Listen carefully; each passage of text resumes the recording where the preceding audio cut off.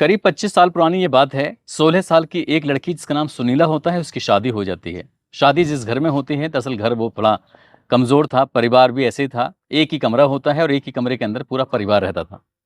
पति जब कमाने के लिए बाहर चला जाता है तो ऐसे धीरे-धीरे करके कई साल बीत जाते हैं। उसका जो देवर होता है, उस वक़्त कक्षा 4 में पढ़ता था जब शादी हुई थी, तो उसके स्कूल जाने की सारी व्यवस्थाएँ उसकी भाभी देखा करती थी सुनीला। लेकिन जब पति बाहर शहर में कमाने के लिए जाता है तो एक दिन अपनी पत्नी से कहता है कि तुम मेरे छोटे भाई से शादी कर लो। यानी कि तुम अब उसकी पत्नी की तरह रहा करो। जैसे मैं शहर चला जाता हूँ तो ये बिल्कुल वैसे ही तुम्हारा ख़्याल रखेगा, जैसे क्या मैं रखता हूँ। जब उस महिला ने ये बात सुनी तो उसके पैरों तले ज़मीन खिसक जाती है, सोचने पर मजबूर हो जाती है कि आखिरकार उसका पति क्या बोल रहा है। उसकी सास भी यही बात कहती है और ससुर भी यही बात कहता है। आखिरकार उसे 2-3 दिन का समय लगता है ये सोचने समझने में कि उसे अपने देवर के साथ रहना चाहिए, नहीं रहना चाहिए, उसे अपना पति बनाना चाहिए कि नहीं बनाना चाहिए। आखिरकार सहमति बन जाती है। उसके बाद फिर वो अपने देवर के साथ वैसे ही रहती थी जैसे क्या पति के साथ रहती है, और ये दिनों का बंटवारा भी हो जाता है। यानी कि किस दिन उसका पति रहेगा उसके साथ और किस दिन उसका देवर उसके साथ रहेगा। पति को बड़ा वाला घर वाला बोलती है, तो देवर को छोटा घर वाला बोलती है। इसी तरह से ये कहानी लगातार आगे चलती रहती है और सोशल मीडिया पर साल 2024 में काफ़ी वायरल होती है।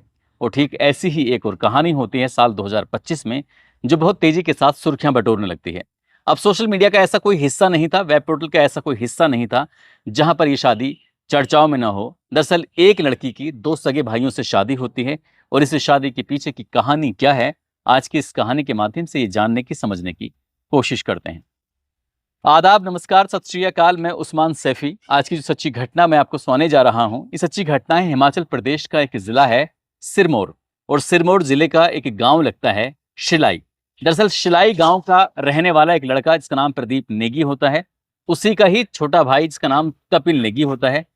प्रदीप नेगी जो कि जल शक्ति विभाग में काम करता है, साथ ही कपिल नेगी जो होता है वो विदेश में नौकरी कर रहा है, हॉस्पिटलिटी का, जिसमें कह सकते हैं जैसे मेहमान नवाजी किसी की करते हैं, इस तरह से वो विदेश में नौकरी करता है।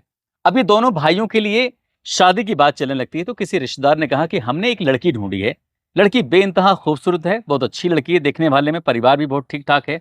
अगर तुम्हें कोई एतराज़ ना हो तो शादी की बात आगे बढ़ाई जाए। जब बात शादी की आगे बढ़ती है तो एक गाँव लगता है कुन्हाट, जिस गांव का नाम होता है कुन्हाट, गांव की रहने वाली एक लड़की जिसका नाम सुनीता चौहान होता है। सुनीता चौहान की जब फोटो दिखाई जाती है, परिवार में खुशियों की लहर दौड़ जाती है और आखिरकार इस रिश्ते की बात तय हो जाती है। शादी जब तय होती है तो 11 जुलाई 2025 की शाम को लड़कों के मामा आते हैं। जैसे क्या अपने अगर पश्चिमी उत्तर प्रदेश की बात करें या उत्तर प्रदेश की बात करें, तो शादी से एक दिन पहले वो मढ़े की प्रक्रियाएं होती हैं। मड़े में खाना बनता है, मेहमान आते हैं, भात लिया जाता है, इस तरह की प्रक्रियाएं होती हैं। और यहाँ भी कुछ इसी तरह की प्रक्रियाएं होती हैं। और 12 जुलाई 2025 की सुबह जब मेहमान लोग तैयार हो रहे थे, तो तब दोनों भाई दूल्हे बनकर तैयार हो जाते हैं। और गांव वाले जब ये अपनी आंखों से देखते हैं तो गांव वालों को यकीन नहीं हो रहा था कि एक की बारात जानी है, लेकिन दूल्हे दो कैसे बन के जा रहे हैं। आखिरकार बारात जाती है, बारात में गांव के लोग भी जाते हैं, गांव के लोग भी शामिल होते हैं। और गांव के लोगों को न केवल आश्चर्य हो रहा था बल्कि खुशी हो रही थी। ये बारात कुन्हाट पहुंच जाती है सुनीता चौहान के यहाँ पर, और वाक़ात है जैसे कि बारात चढ़ती है, दोनों दूल्हे होते हैं। दूल्हों के साथ जैसे कि अब एक दूल्हे के साथ जो प्रक्रियाएं होती हैं वो दोनों सगे भाइयों के साथ एक जैसी प्रतिक्रियाएं हो रही थी। और सुनीता चौहान उनके लिए जो भी एक रस्में होती हैं, हर रस्म को अदा कर रही थी, निभा रही थी। 12 जुलाई 2025 की शाम को जब बारात वापस लौट कर आती है, अब ये बात केवल उस गांव में नहीं थी बल्कि आसपास के इलाकों में भी फैल जाती है। सोशल मीडिया का ये दौर है, सोशल मीडिया के हर कोने में ये कहानी दौड़ने लगती है, फैलने लगती है। जब बारात आती है, दुल्हन आती है, उसका स्वागत होता है, उसकी मुदगाई शुरू होती है, और जो भी पूजा पाठ वगैरह होती हैं उसके बाद ये सारी प्रक्रियाएं होती हैं। 13 तारीख आती है और 13 तारीख को गांव में लगभग 4000 मेहमानों का इंतजाम किया गया था। 4000 मेहमानों के लिए जो पारंपरिक भोजन होते हैं, व्यंजन होते हैं, वो बनाए जाते हैं। और उसके बाद फिर खाना पीना होता है। गांव के हर व्यक्ति ने, हर रिश्तेदार ने, हर मेहमान ने इस शादी का बहुत ज़्यादा स्वागत किया। और स्वागत होना भी था, क्योंकि इसके लिए ये एक ऐसा काम इन्होंने किया है कि शायद ही ऐसी शादी भारत के इतिहास में कभी हुई हो, क्योंकि दो भाइयों की बारात एक साथ एक लड़की से कभी नहीं, दो अलग अलग लड़कियों से तो हो सकती है लेकिन एक लड़की से नहीं। जब इस तरह का होता है तो सोशल मीडिया पर एक कहानी तैरने लगते हैं, हर कोई कहानी इसके बारे में जानना शुरू कर देता है। और इसी कहानी के साथ साल 2024 में जो कहानी वायरल होती है, सुनीला नाम की एक महिला की, सुनीला देवी नाम की एक महिला होती है, जो कि सिरमौर के जिला जमुना के गांव में उसकी शादी होती है करीब 25 साल पहले। जिस व्यक्ति से शादी होती है उसका एक सगा छोटा भाई होता है, जो कि कक्षा 4 में पढ़ रहा था, और उस वक्त वो स्कूल जाता था तो उस बच्चे का वो ऐसे बेटे की तरह ख्याल रखती थी। स्कूल के तैयार करना, उसके लिए खाना बनाना, सब कुछ काम करना, ऐसे चलता रहता है। कुछ दिन के बाद जब बीत जाते हैं करीब 4-5 साल 6 साल, तो उसका पति बाहर शहर में कमाने के लिए जाता है। उधर जो उसका छोटा भाई था वो बड़ा हो रहा था। एक दिन वो अपनी पत्नी से कहता है कि तुम्हें इससे शादी कर लेनी चाहिए, इसके साथ बात कर लेनी चाहिए, तुम दोनों पहले सहमति दर्ज कर लो। और जैसे ही उस लड़के के पिता ने और माँ ने ये बात सुनी, तो बहू से कहते हैं कि कोई दिक्कत नहीं, कोई परेशानी नहीं, तुम दोनों को शादी कर लेनी चाहिए। सुनीला को ये बात शुरुआत में अटपटी लगती है, लेकिन वो शादी के लिए तैयार हो जाती है। 3-4 दिन का समय लगता है सोचने समझने में, आखिरकार शादी हो जाती है, लेकिन बहुत ही गुपचुप तरीके से। अब वक्त आगे बढ़ रहा था, उनको धीरे धीरे करके बच्चे भी पैदा हो रहे थे। कुल मिलाकर 4 बच्चे पैदा हो जाते हैं अब इन दोनों भाइयों से। ऐसे ही जो सुनीला है उसके घर से थोड़ी ही दूर एक घर मीना का लगता है। मीना की कहानी और भी ज्यादा विचित्र हो जाती है, क्योंकि उसके पति सहित उसके 2 और देवर होते हैं, तो उसको दोनों देवरों से शादी करनी पड़ती है। यानी कि एक महिला के 3 सगे भाई होते हैं जो पति होते हैं उसके। अब ये आपस में एक बंटवारा करते हैं कि एक दिन उसको रहना है, अगले दिन उस दूसरे को रहना है, तीसरे दिन अगले को रहना है। इस तरह से इनका आपस में बंटवारा होता है कि किस दिन किस पति को रहना है। तब ये बहुत ज़्यादा आसान हो जाता है जब पति बाहर कहीं कमाने के लिए जाता है, किसी दूसरे शहर में रहता है।